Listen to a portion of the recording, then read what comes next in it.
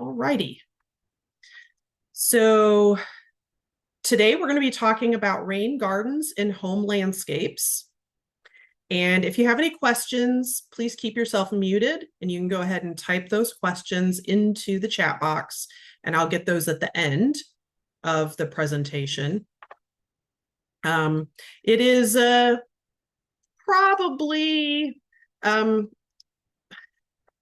a good presentation to have, considering we are under the threat of a tropical storm warning here. This happens every so often. I think the last time this happened was when Irma came through. That track took it almost right over Atlanta, which is basically what's going to happen this time. So because of that, this is kind of timely, but too late to actually do anything. So we're going to talk about what makes a problem with respect to impervious surfaces. And this is actually going to become kind of a series. So I'll have some presentations that have to do with rain gardens. We'll have one on wetlands coming up. And then if you're a master gardener, we're actually going to be partnering up with Department of Water Resources and doing some possible stream bank restoration, possibly maintaining some of their green infrastructure and learning about the green infrastructure at some of their facilities so that we can learn a little bit more about the plants that are incorporated into these types of gardens and how they can do wonders at helping to filter out nutrients and suck up some of that extra water and take care of keeping a lot of that storm water that we're getting right now on site. So that would be in your home and or any commercial areas that like a parking lot or something like that. And it really helps keep everything on site so that it doesn't become a big problem in a lot of these urban streams and rivers. So why do we need them? Well, pollution. So obviously people dump stuff out in the gutters as they go by, and sometimes it's oil that gets out from underneath a leaky car, fertilizers that your lawn crew puts too much of on and it gets on your driveway, pesticides. It all will flow off of streets just like it's doing right now, especially when you have a lot of rain, and then it's got to go somewhere, right? So a lot of it ends up in the storm sewer, and then that ends up down into a lot of the streams and into the rivers, and then so on and so on. So after a big heavy rain event like what Tropical Storm Helene is going to be, expect that number one, a lot of the streams and rivers around here are going to have a lot of sediments and other things. You can see in that top right corner, you've got a real eroded away landscape. It'll wash all of the greases and oils, the flooding problems.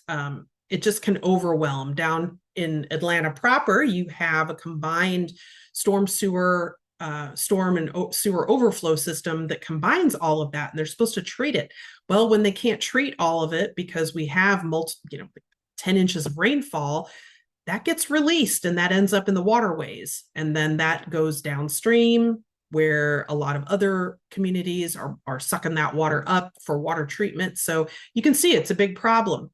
As I mentioned, erosion, you can see that eroded stream bank. A lot of the streams around here in Gwinnett in the metro area are heavily eroded because a lot of the impervious surfaces, streets, parking lots, driveways, that kind of thing.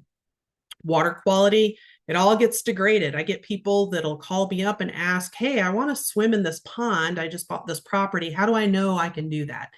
Well, the rule of thumb is if it hasn't rained for a while and you can see your hand in the water, you can probably walk through it and it's not going to be that big of a deal.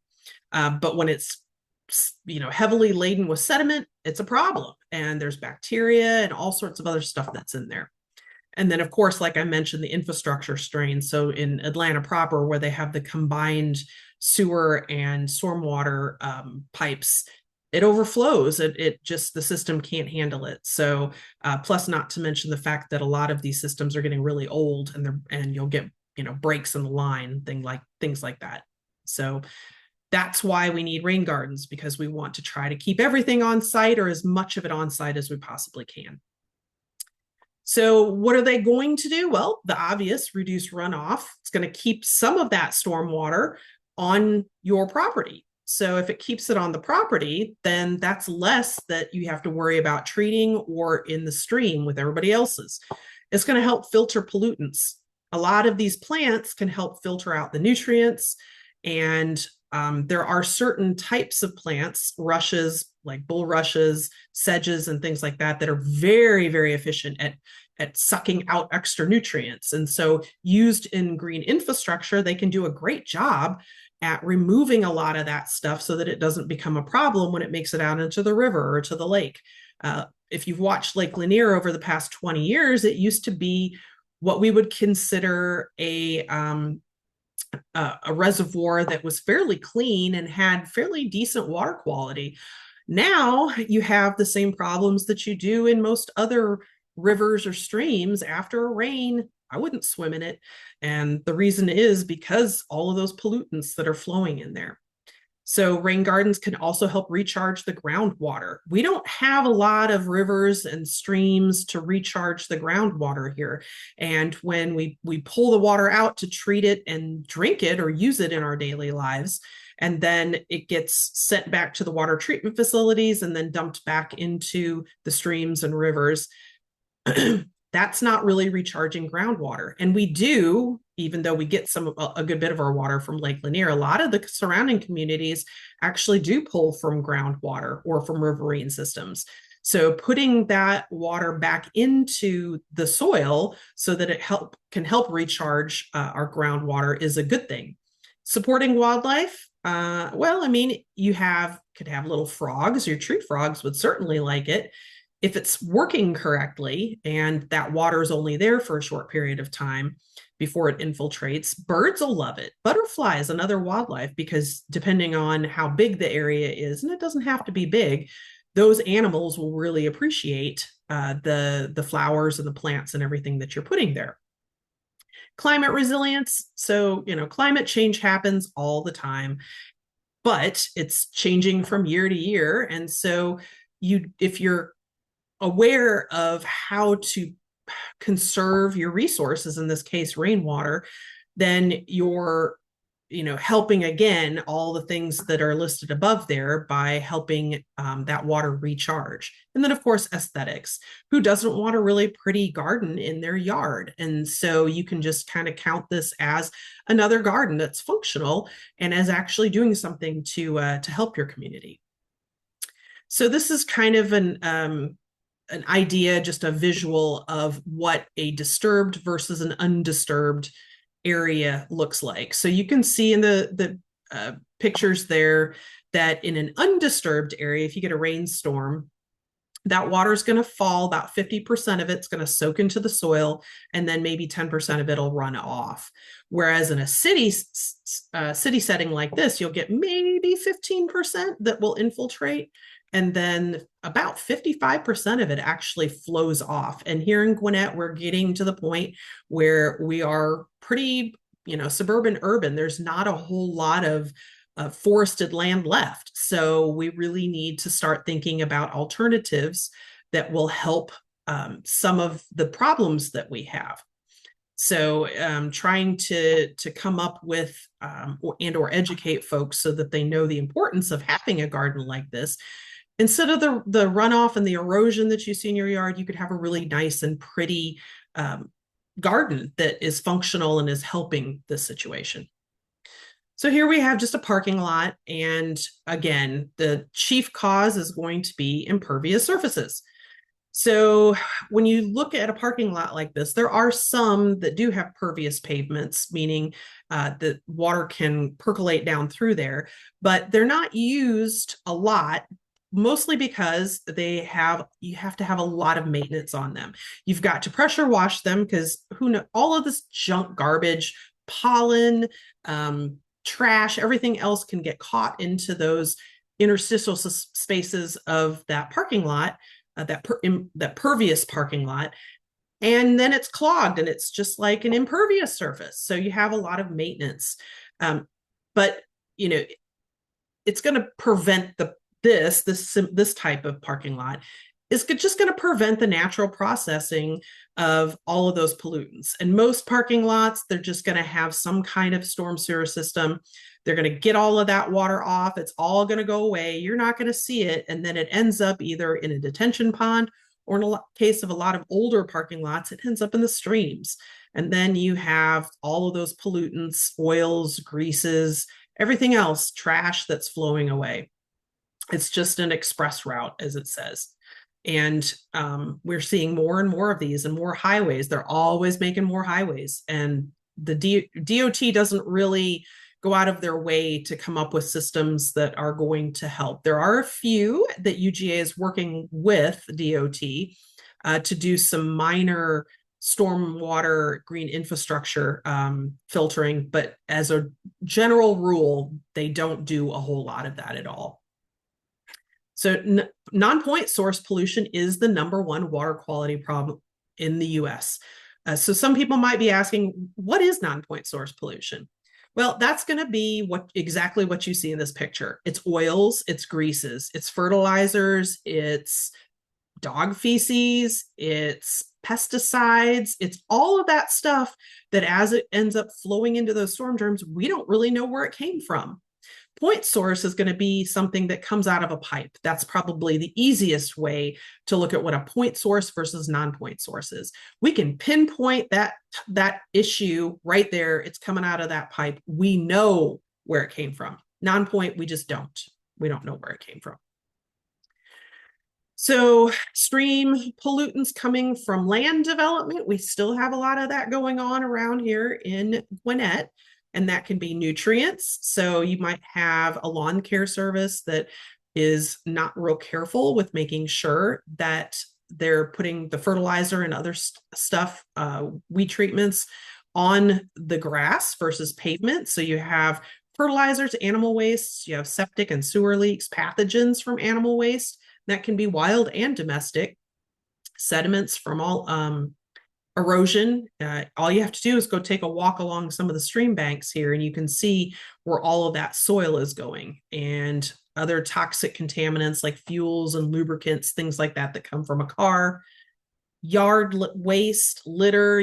Most people don't think about blowing your leaves and your grass and other stuff in your grass clippings. That all counts. That gets blown down in the storm drains, and then it starts decomposing. And when it does that, it breaks down oxygen and it causes problems in the streams and rivers. So if you can, please don't do that. Keep it on site, blow it up into your trees, use it as mulch. Don't just blow it down in the storm sewer. That's not the best way to handle that.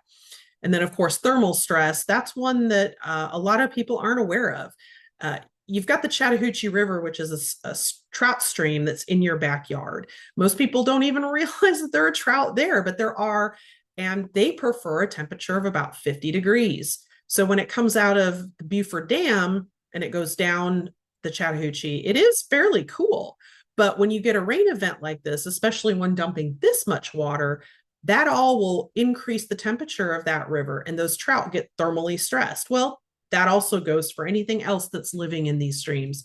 If you have a thunderstorm and it's been 100 degrees or almost 100 degrees, that 100-degree water that was on the pavement, that first flush that comes off of the streets, that all ends up in streams. And so if you have fish or you have anything else that's living in there, it's going to come in contact with that really super hot water. Also, hot water doesn't hold as much oxygen. So you may have fish kills. When I was a fisheries biologist with the Department of Natural Resources, we had all sorts of issues with that after summer thunderstorms, because that would go down into the creeks or it might go into a pond, and you'd end up with dead fish because of the high water temperatures and also the nutrients that went in there. And then you had low dissolved oxygen, which would kill the fish. So trying to keep all of this on site is best for everything in the ecosystem. So again, just trying to show here some pictorial of what, don't blow those leaves down there. Don't dump your oil down there. Be careful about spraying, pet yard waste, all of that stuff. Just be careful. Don't do that, folks. Gwinnett County has a couple of yearly take-ins where they'll take a lot of this stuff, like your fertilizers, lawn chemicals, paints, all of that stuff that is hard to dispose of, and they will take that. So take advantage of that. So here's a hydrograph, and this is just kind of a visual, so you can see the difference between a pre-development area or a place where you might have woods or, you know, a large pasture or something like that with some type of vegetative material on it. So you can see the blue is pre-development and the red is post-development. So there's a big difference in the flow that you start out with. That pre-development tends to have a higher flow. You don't have the real flashy flows. You can see down there, those two pictures, you get a park there. I don't know which park that is. It was just showing me a good example of what I was looking for, but a lot of these urban and suburban streams will end up looking like this. A lot of those streams in Atlanta area overflow. I know we've all, if you've lived here long enough, have heard that Six Flags, that their parking lot will flood. And that's because of those flashy flows. They all just funnel in at the same time and cause those problems. So if you can keep that water at a baseline and prevent those flashy flows by keeping some of that on site, that's a good thing. That helps prevent a lot of that flooding that you're going to see, like you see below there. So traditional drainage systems, over the last 20 to 30 years, you know, the municipal sources have really tried to think about ways of improving the drainage systems and helping to keep a lot of that stormwater on site. So while I don't work for Department of Water Resources, we do collaborate a lot. And so I'll talk about usually the plant parts of things. And then John Butler, who's part of DWR as their outreach, will talk about the infrastructure and all of that. And subdivisions, developments, all these condo developments, if you've ever driven past, you know they have detention ponds.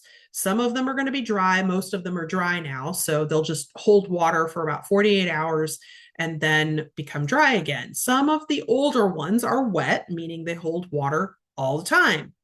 And they're meant to capture that first flush, that first inch and a half of water that you get off of these impervious surfaces. Those are going to be the ones, that first inch and a half is going to have the oils, it's going to have the toxic stuff. It's going to have fertilizers and pet waste and all of that stuff. We don't want that in the streams. So by capturing that first inch and a half or so of water, you're going to also catch all of those toxins that are going to be there. So that's going to help by capturing that, allowing them to sink down into the basin that they're in, and then the rest of that water can then flow out and infiltrate, and then that's keeping a lot of that water on site so it doesn't get off site into the streams and the rivers as fast. So the primary goals are going to be they want to collect, and remember, rain gardens are part of this. It's just more on a residential level. So it's what you can do as a homeowner. You're going to collect that rainwater, you're going to concentrate it on site and convey it to a basin. So essentially the same thing, and you can see here in this little infographic some different types of green infrastructure, wetlands, manufactured wetlands, you've got rain gardens, you've got dry ponds, wet ponds, storm drains, and then you've got a river, but you're trying to slow things down so that it all has a chance to get rid of some of that stuff, the bad stuff in that water, and hold back that water so that you don't get those flashy flows. So traditional approach, like I said, these are what you're going to see around here, detention ponds. So the things they do keep suspended sediments. So if you've got a couple unbuilt lots or you've got some erosion issues because your neighborhood has a lot of hilly lots, they're going to keep those sediments there in that basin. Bacteria and trash from pet waste and any trash that's in the gutters that might flow down into the storm drains, it's going to collect all of that. See that those rocks there, that's the the four bay area, trash collects there and then is supposed to infiltrate or flow through into the rest of the basin, and then it will kind of infiltrate from that point. Things that they don't do. A lot of times, because they're only holding water for a short period of time, a lot of pollutants aren't removed, and that's unfortunate. They also don't necessarily reduce the nutrients from pet waste. They take some out and some of the dissolved contaminants, but that water generally moves too fast and infiltrates out into the surface water and then the streams to actually do much good. So by doing a rain garden, you can add that extra step in there, and that can only help. So design practices, you don't really need to, I guess, memorize all of this. Just note that disconnecting is good. Connecting is not good. So you can see here, you've got your downspout, and it's pouring directly onto this driveway, right? And then it's just going to run off that driveway, down the driveway, into the storm sewer, and then who knows where it goes, right?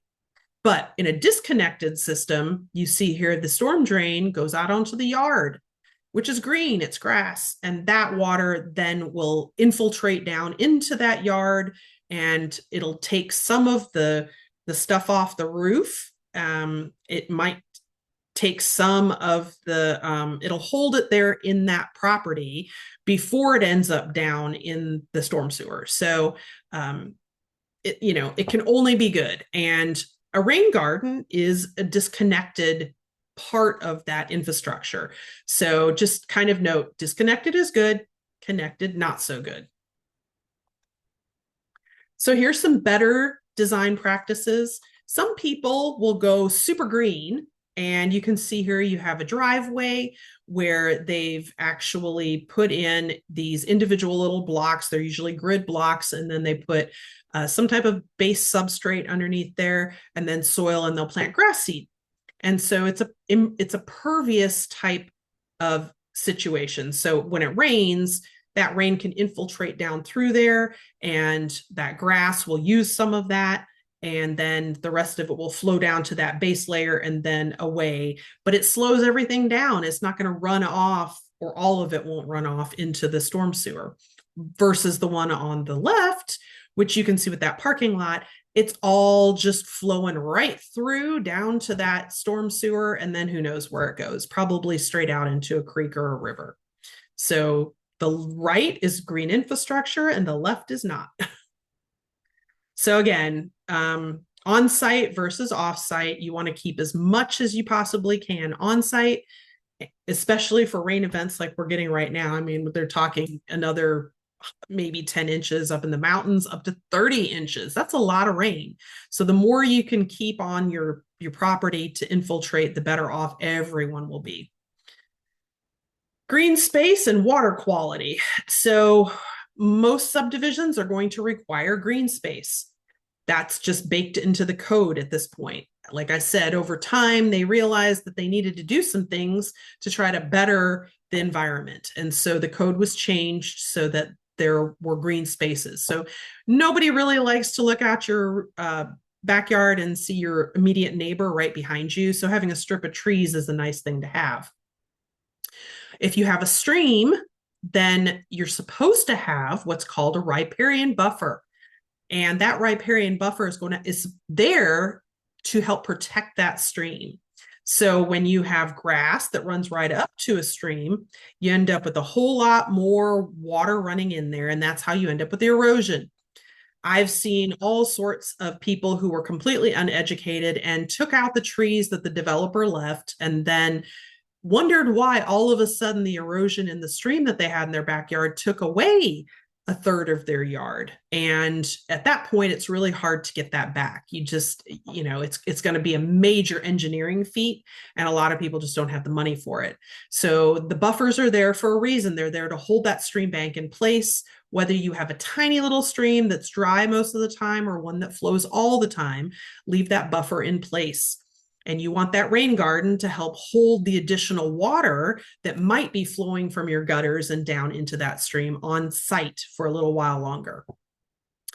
So green spaces you see there down below, riparian buffer is that area in warm water streams that's 25 feet along the Chattahoochee, or cold water streams up in the mountains, that's going to be 50 feet. And that's to help promote better water quality and keeping that excess water from flowing right down in there. So it's going to promote the infiltration, decrease that runoff. It's going to provide a buffer between that water and you and whatever your activities are. And it's going to help filter some of the pollutants out, like your dog wastes, your fertilizers from where you're putting that on your lawns and that kind of thing. So importance of infiltration, you see here some green infrastructure. And what you're doing here is trying to produce some of that natural hydrology of the system. So you can see this road here. It's got a basin, like a swale is what it's called, basically, with the storm drain in the middle. You can see there's some grasses in there and some other types of plants, and those are going to soak up some of that water and those nutrients, and even some of the toxins, the hydrocarbons and other things that were on that roadway. So that's a good thing. It's keeping that bad stuff there in that swale and letting the water move down. You can see that it's going downhill. So it's helping to slow everything down. And it's pretty cheap to do, honestly. And you'll see a lot of the developers of subdivisions actually do that also. They put swales in the back, in a hilly area, and that's meant to help control runoff water and keep it towards the back of the lot so that one homeowner doesn't have to deal with all of that. Although we do see that too. We get a lot of problems like that in extension. All right, so moving on. So we can talk about building your own rain garden. So what is a rain garden? So I've kind of alluded to it. I haven't really talked a ton about it. It's just green infrastructure, right? So it's pretty green infrastructure. It's functional green infrastructure. So it's going to be a garden in your landscape that's going to capture a certain amount of storm water from all of those impervious surfaces, your driveway, your sidewalks, the roads, your roof, your decks, everything else that rain does not soak into. It's going to capture that on site. And you're going to keep it in your yard for a period of time so that that can soak down in there and those beautiful flowers can use that. The soil, the mulch, all of those plants are going to do wonderful things for you. They're going to help treat that water and remove some of those pollutants so they don't end up in the waterways. And that's a good thing. So some other facts, as I mentioned, they function very similarly to those detention ponds that you have in your subdivisions. Those detention ponds, dry or wet, should only hold that water for about 48 hours. For 48 hours, the same thing goes for your rain garden. It should only hold that water for 48 hours. We'll talk a little bit about how you go through the process of creating one of these. There is a lot of prep work that goes in on the front end. You can't just dig a hole and dump some sand and gravel in there and plant some stuff. You actually have to figure some things out, and that's what we'll talk about in this part of it, or this half of it. So your typical depths are going to be from 4 to 12 inches, although 6 to 8 inches is going to be recommended. That's going to depend on how the slope of your property is. So how hilly is your property? How flat is it? That kind of thing. And you shouldn't have to worry about mosquitoes. So, you know, that magic 48-hour window, mosquitoes need about 10 days to actually reproduce and have mosquito larvae come to adulthood. So if you're seeing mosquitoes, it's probably from another source. You might have look at your plant saucers. You might look at your gutters. If you've got drainage underground taking from your downspouts, that's a big one right there. And it's hard to get that because it's underground. Just know it's probably not going to be your rain garden. And you get the benefits of attracting all of these little critters like frogs, tree frogs. You might have salamanders, toads. I know the snakes are on there. Some of you probably aren't excited about those, but most of them are going to be non-venomous and they're just part of nature. So you got to enjoy all of those for what they are. So low maintenance, low water use, and you don't have to water it too often, which is nice because it's a low area. It's going to increase that infiltration in the rainwater. And you're going to infiltrate about 30% more water than if you didn't have it, that's great. That's 30% less that's going into your detention pond for your neighborhood and or into the near river or stream that it dumps into. It's going to drop that flood risk and the stream bed destruction. So I wish I had some pictures. I've been to some of the streams around here, and they used to be, easy to get in and out of, but now they're 15 feet deep because they've scoured all of the sediments out of there. And that's because of those flashy flows.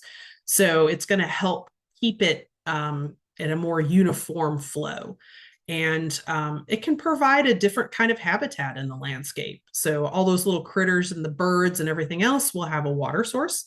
And, instead of having a water garden in a container, which is what I have, you would actually have the same thing, but in a larger area. So planning your rain garden. So the three critical issues that you have to think about ahead of time is where you're going to put that. You need to know about the size, and you're going to have to figure out the plant mix. So we'll talk about all of those. And sometimes people want to do all of this themselves, and I've got some resources in here where you can do that, or you can just hire somebody, which a lot of people prefer to do because then they can just look at the beautiful garden afterwards and enjoy the benefits of it, but they didn't have to put the back-breaking work into it. So locating your rain garden. So you can see in a lot of these, they're right along the street and in the driveway. A lot of HOAs are not going to allow that. You need to understand that, but these were very informative in how they show you what they're doing. So you're more likely going to be able to do that up near the house itself or in the backyard. And you may be able to do something like this close to the edge of the street, but you would certainly need to talk to your HOA first before you did something like that. But locating that garden, you want it at least 10 feet away from the building foundation because you don't want water backflowing or that hydrostatic pressure pushing against your basement wall. It's going to crack and you will end up with water damage. So you don't want that. You want that at least 10 feet away because you're trying to eliminate that problem.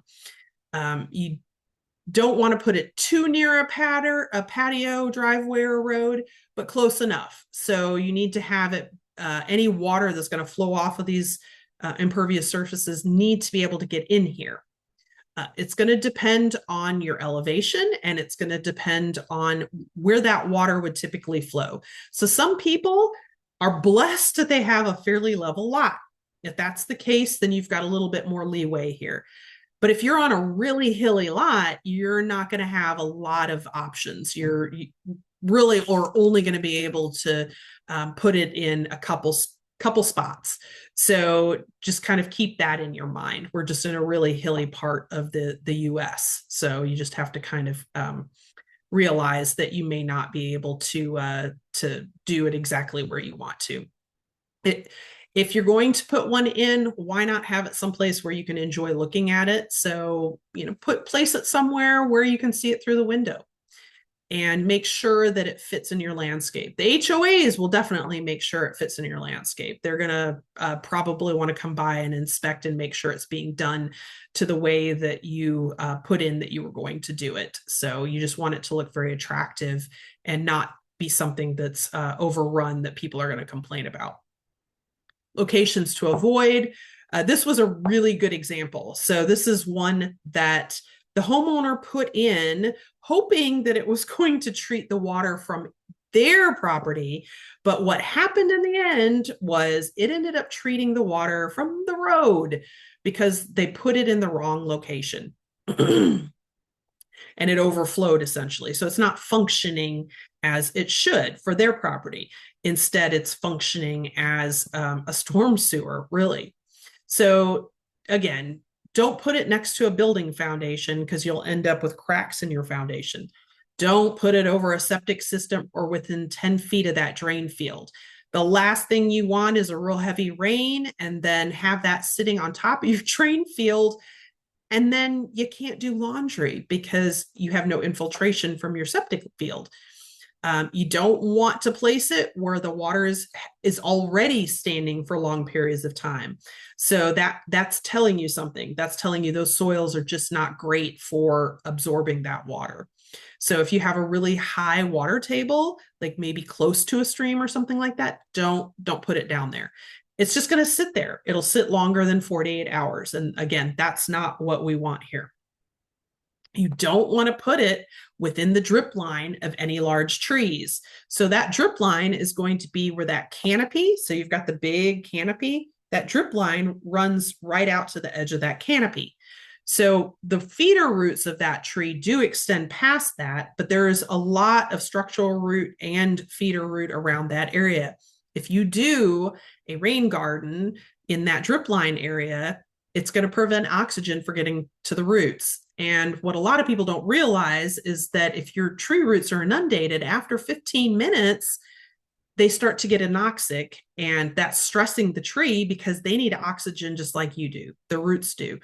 If they can't breathe, then that tree is going to go into decline. So site that rain garden someplace else besides where your trees are. It's got to be in an open area. And slopes that are greater than 12%, so something that's going to be pretty steep, you're going to have to require some erosion control measures. A good example of what that looks like, the email that I sent out earlier had like a stepwise progression going down a backyard into a small rain garden. Something like that would be very acceptable. So it's collecting the rainwater off of the driveway area and funneling it down the backyard into a rain garden.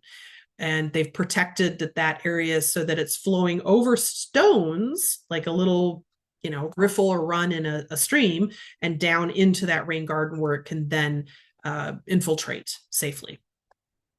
So things, again, that you need to take into account: site selection. You need to figure out how large that needs to be, what the foundation is going to be, property lines. You don't want to make your neighbors mad. Downspouts, how many do you have?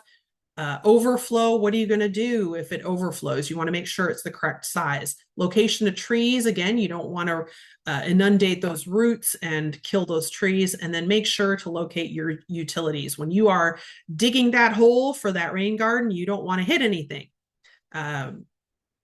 Just don't. Make sure you call, 411? You want them to come out and mark those. Soil permeability. So this is also called a perk test, and it's done in soil. Scientists will do this for septic tanks, but you're also going to do it here. As I've mentioned a couple times, if your soil isn't going to drain, then you don't want to put that rain garden there. So you're going to do a perk test to make sure that soil will actually drain over that period of time. So dig yourself a hole about 6 inches deep and wide, fill that with water, check back after 12 hours. If you still see water in that hole, that's probably not a good place to put your rain garden. If all of it has drained out, that's a good thing. So you want to fill it back up again. If it drains rapidly again, that's telling you have, and that's the best case scenario, you have a fairly decent soil that will allow drainage out through that area and infiltrating into the surface water. So you can actually make your garden smaller.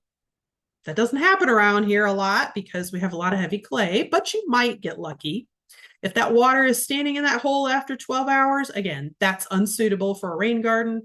That means you have a really high water table there, or you've got a lot of clay and it's acting more as a seal and preventing that water from infiltrating.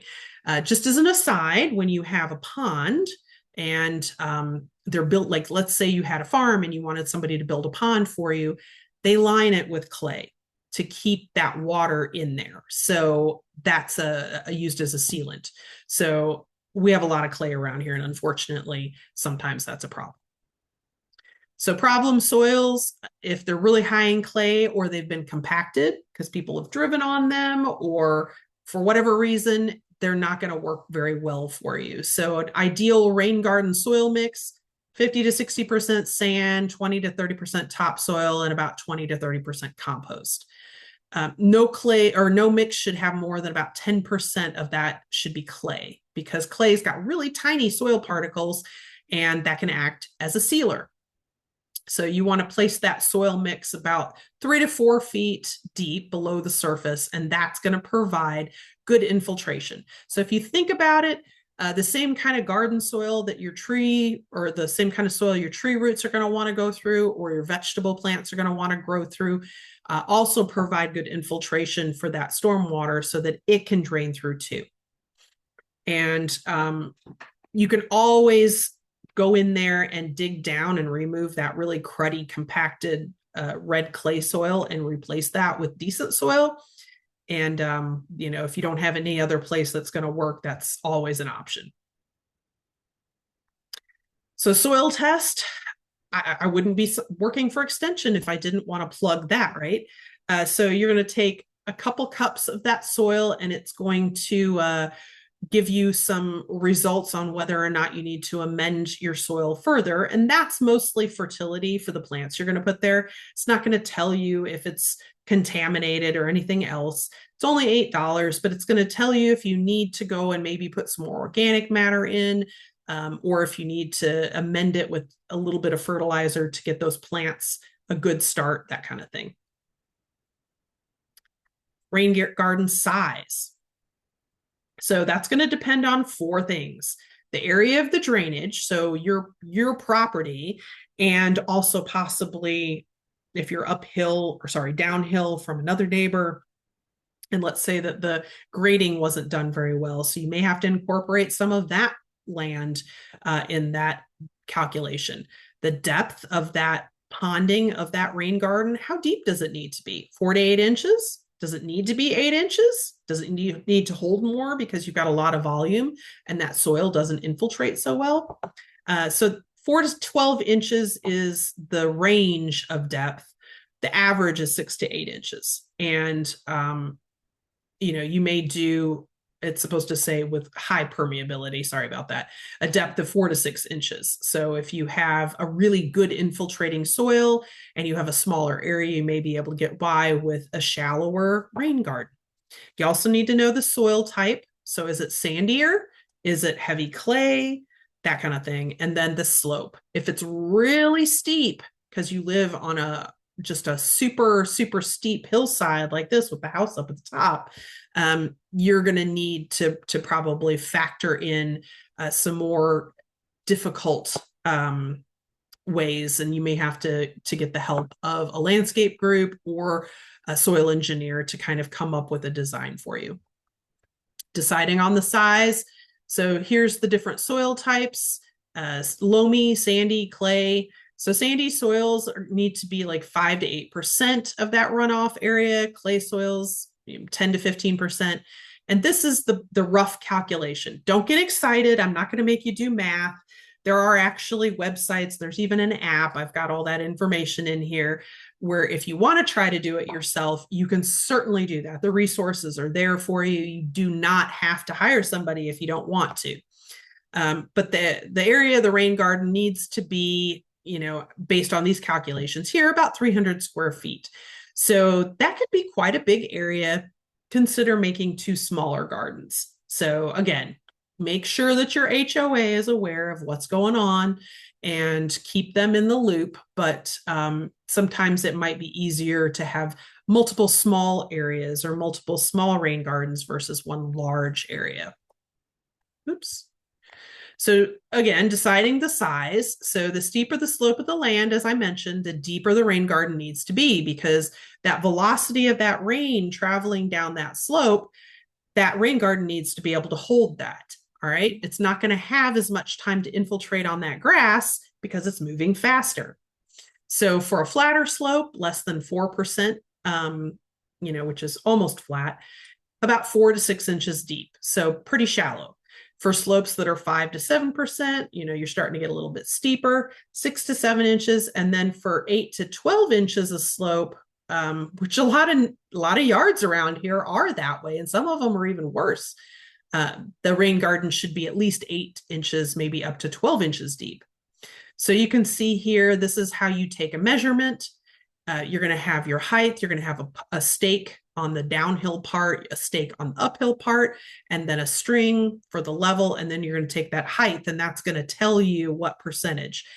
But again, don't freak out. Alabama Extension has a really good publication determining the size and depth of the rain garden. So you can get that by using this QR code. And again, this is being recorded. So I'll post this sometime next week, and you can go check that out then if you would like to do that. More about sizing that rain garden. So surface area, you're going to have to calculate the size of the area that is going to have runoff that's going to that garden, that the downspouts, and you can see down below that rain garden design. So that rectangle that you're seeing, that's actually the roof of the house. So, and you can see again up at the top in that little red house that you have the downspout there and the roof area on this side, the side closest to us. So that's the calculation. And you have one downspout. So that's how they're calculating it.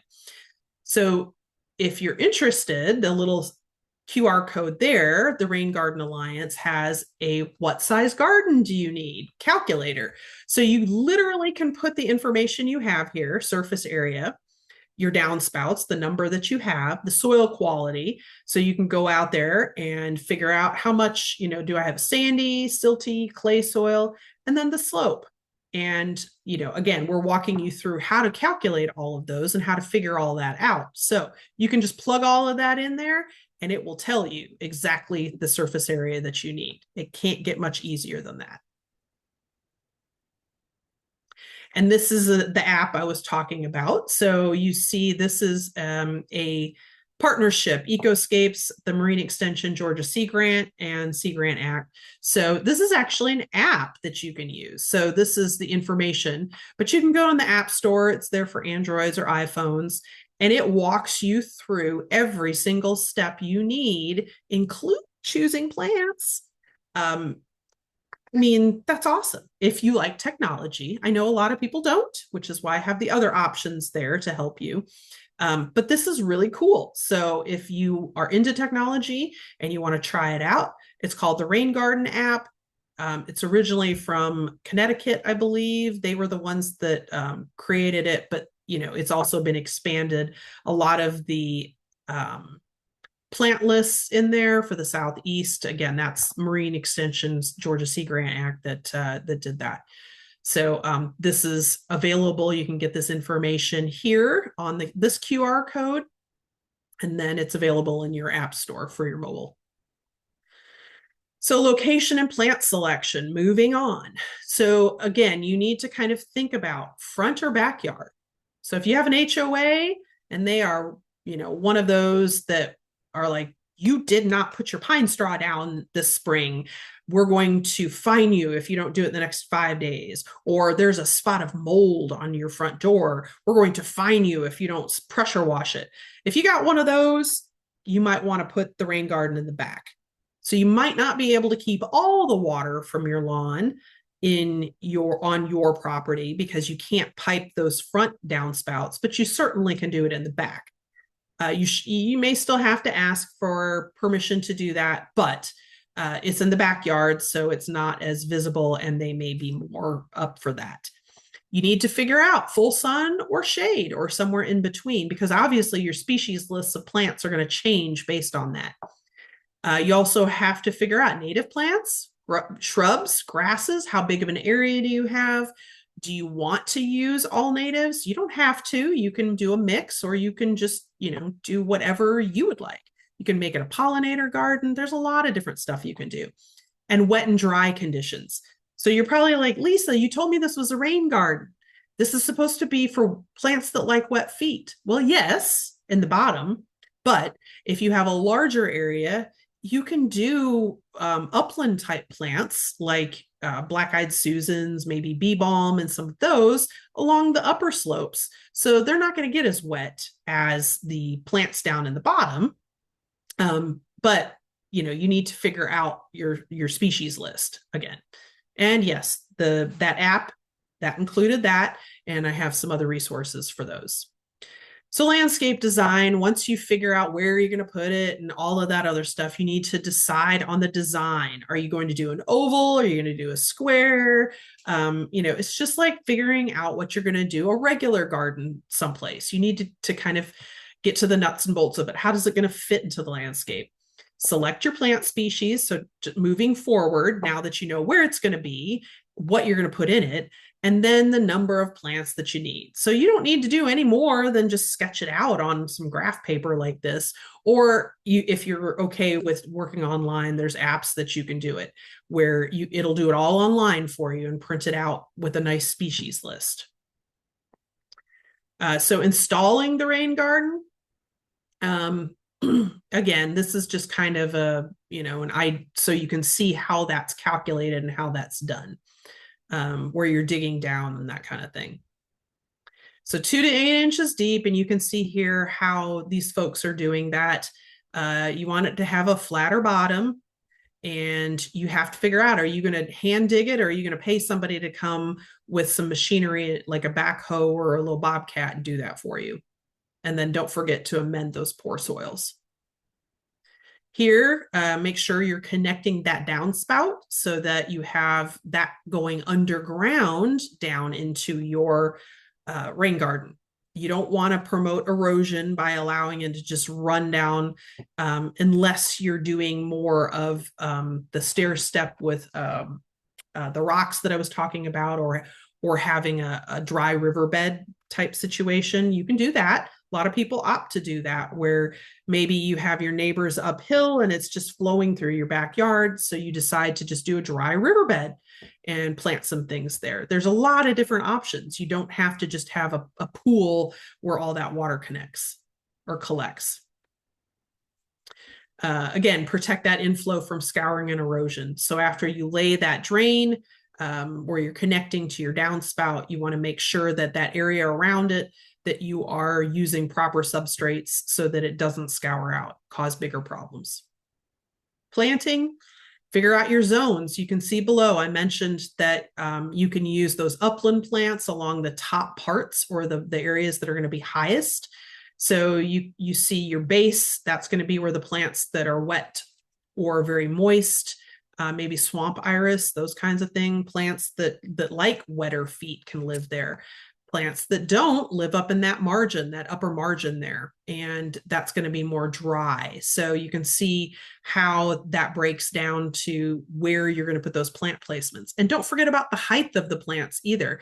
It's still a garden and you're still looking for the aesthetics. So you need to make sure that whatever you're placing there, you keep in mind the width and the height, just like you're going to do any other plant in any other bed. And plant lists. I mentioned that I was going to provide some of those. So you can see I've got QR codes here. Department of Water Resources gives out this Rain Gardens for Home Landscapes brochure at a lot of their events, and you can get that online. Cobb County has scanned it and keeps it there. And then the Native Plant Search Engine. This is not the app. This is just the website. You can go on there and you can scan that, and then it'll walk you through some species lists. And then the Reclaim Your Rain Gardens for Home Landscapes, and Clean Water Atlanta also has some good species lists. And then this one here is lists out different species, grass, shrubs, and it'll show you what they can tolerate and what kind of sun conditions they need. So I tried to find this one, but I can't find the source. So I'm still trying to track it down. I might be able to find it. If you can find the source of this, let me know. I would love to be able to credit it correctly. Maintenance.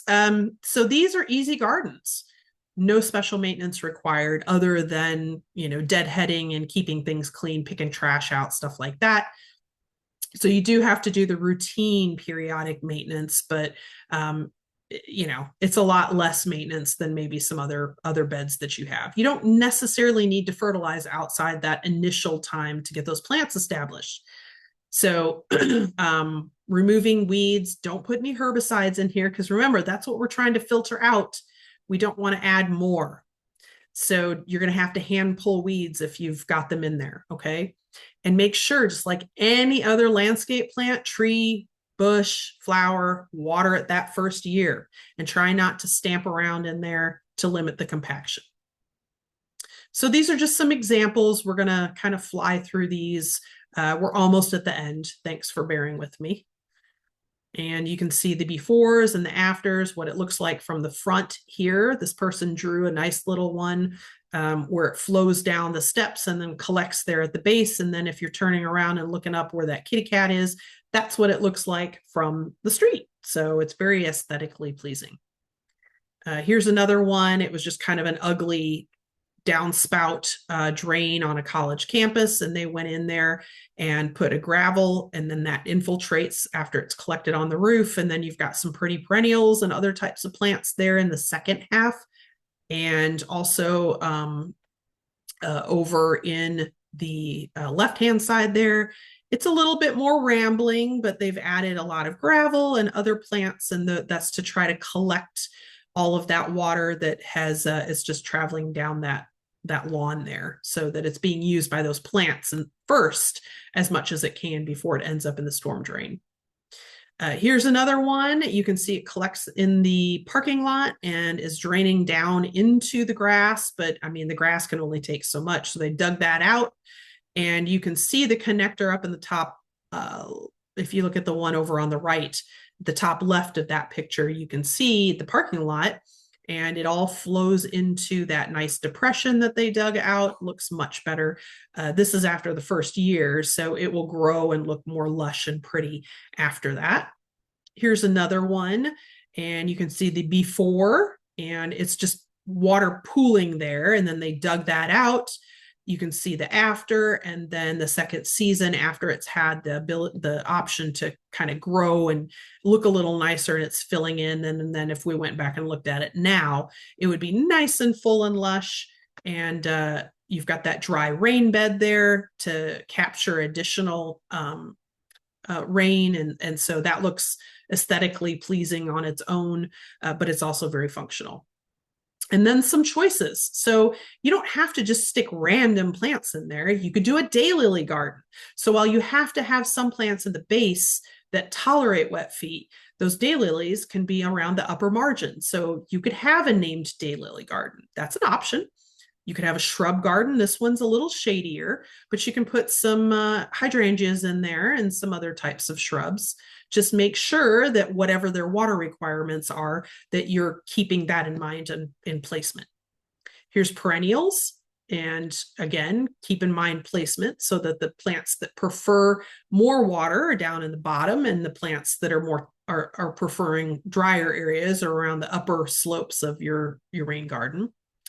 And a butterfly garden. Again, you can see there's a little drain there, but the depression has all sorts of, say, I could see some bee balm and some black-eyed Susans. There's some tiger lilies, some daylilies, looks like some yarrow, all sorts of good stuff. Shade garden, you've got some astilbe in there and some hostas. So even though you may have, most of the trees, this one's a little too close to that tree there. I'm not really liking that it's so close to the trunk. I would have moved this a little further out, but you can see the species that they have there. Sunny border garden. This one is, all sun. So again, keeping in mind your species list. And that's it. So if you have questions, go ahead and drop them in the chat box, and I will attempt to answer them. But know, again, that I record all of these sessions. So this particular session is being recorded, and I will pop it up there on our YouTube channel next week for everybody to watch if you want to do that. And I try to do at least 2 presentations programs per month, sometimes an additional lunch and learn. So I'll do a couple at night. They're usually on Thursdays, and those lunch and learns are going to be on Tuesdays during the day. Sometimes we're doing a lot of programming now, but a lot of what I do is going to be new stuff. So I mix in some of the old but good and some of the newer stuff. But if you have any particular subjects that you would like covered, go ahead and drop that in the chat box as well. All right, let's see. Yes, it's a very appropriate day for a rain garden talk. So maybe you'll all have some good information to take home so that after Helene moves through and you look at your yard and you're like, oh no, you can put that into the works so that next time around, you won't have to worry as much. Let's see. Why are drought resistant plants recommended for rain gardens? I don't know they're necessarily drought resistant plants. I mean, you can put those around the upper margins of it. Those are not ones that I would put in the bottom, simply because most drought resistant plants aren't going to. Some of them are are tolerant of wet feet, but most of them are going to be species that you see more in more upland areas. So there's different classifications of plants for wetlands. I only put a couple sources. There are tons out there. And so if you're looking for one where you want to keep a little bit more water in there and have it more of a water garden, I can't really recommend that necessarily because of the mosquito issue, but you know, yeah, I'll get that in a second, but make sure that you find a good source for southeastern type rain gardens and species, because you'll want to make sure there's a lot of information up there and it's from all over the country, but try to look for species lists that are good for the southeast, because I'd hate for you to go looking for a particular species of plant only to have it be something that's not tolerant of our temperatures or humidity down here. All right. Oops. Let me get to another question here. Let's see. River sand as opposed to paver or play sand for mixing the soil mix. Yes, that's also called builder's sand, and it's used as something that would be put into concrete mix, and it's because it's irregular grains of sand. Whereas paver or play sand is generally filtered out or more for a uniform size. So when you're trying to mix something in there, it's always better to have a variation in sizes of silica for the sand than it is to have a uniform size. Sometimes you can't find that, and regular sand is better than no sand. But if you can find builder's sand, that's going to be a better option than play or paver sand. Where can you buy river sand in less than a truckload? I mean, you can check some of the like Buck Jones and some of those and see if they'll sell it in smaller than truckload batches. There's a lot of smaller landscape companies around that might sell you a tub full that you would put in your trunk for, I don't know. They would just have to come up with a finite price. It's worth asking. Otherwise, you just have to buy bags of builder sand. Let's see. Any ideas or warnings for using annuals in a rain garden? I would use them more on the upper slopes of the rain garden, so around the outer edge. And as I showed some of those, you can have a daylily garden, you can have a perennial garden, you can have all these different types of gardens. The premise is that you don't have to maintain it a ton, that it's doing its work for you and it looks pretty. So you could put zinnias around the outer edge. If you're going for a pollinator type garden, that would be a great idea. Those are reseeding, so you don't have to worry about them as much. Let's see. Oh, good. Glad you got some good ideas out of it. Woodies might have such sand. Yeah. Let's see. I've heard, let's see. I think that's a duplicate. And oh, same one. Okay, does anybody have any other questions? Well, I'm glad y'all enjoyed it. As I mentioned before, we have all sorts of other classes, programs that come up. We've got Houseplant Academy. Robert, I'll get yours in a second.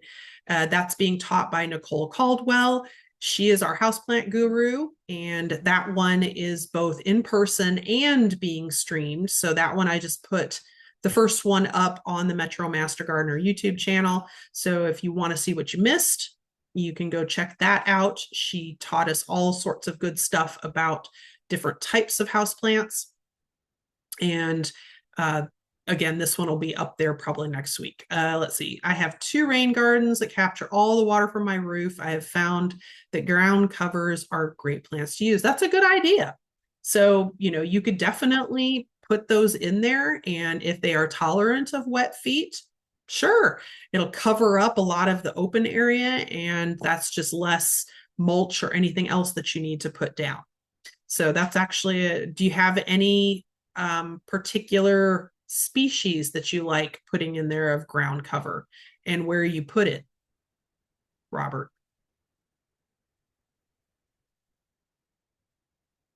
Liriope? Yep. Yeah, that's actually a good one for all sorts of things. It's very tolerant of full shade. It's also very tolerant of full sun. You've got 2 types. You've got a clumping type and you've got a spreading type. You've got spicata, that's the spreading type, and then the muscari, which is the clumping type. So depending on whatever you want in your landscape, you can look for very variegated types of those if you want a little splash of color. So many different plant lists out there. You can, just endless. And there's a lot of information on rain gardens if you want more than what I gave you here. I think invasive is a little strong. I wouldn't say that the liriope is invasive. Consider putting boundaries around it so that it doesn't spread outside of the area into your lawn, but it does have very useful I actually have it growing on my hillside, which I was having all sorts of problems with erosion, and I couldn't keep grass on it because it was too shady. But that liriope is perfect, and it's kept in boundary by the driveway and then edging, and it does just fine. It's spread all up in there. So other than, no, it's not classified as an invasive, but consider putting some type of edging around the pond if you're going to the rain garden, if you're going to use something like that. Anything else? Oh, the link to the class on YouTube. Patrice, if you look down on the screen that you see here, it says want to watch recorded sessions, and then there's the little YouTube icon and the QR code. You can hover over that and that'll take you to our Metro Master Gardener YouTube. If you're on your phone and you can't get it, then you can email me at that email address and I will send you the link to the Metro Master Gardener YouTube. Does anybody else have any questions? Okay. Well, thank you all for attending, and I hope everybody stays safe. I hope nobody has any bad damage or anything else. Remember, just, it's going to be really bad tomorrow, so stay home if you can. And if you can't and you have to be out on the road, please be safe. I'm going to go ahead and stop sharing. And that's basically it. So thank you very much for attending, and I hope you learned something and come to the next one. Thank you.